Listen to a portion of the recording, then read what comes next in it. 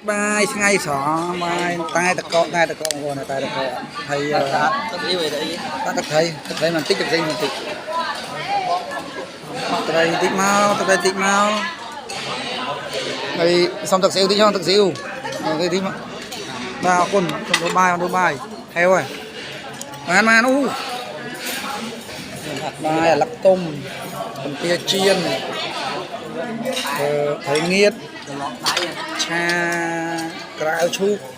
đào thêm bớt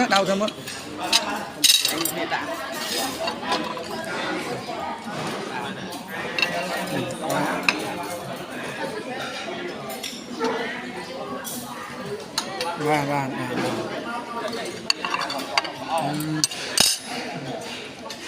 thầy nghĩa đây bon hai đó bon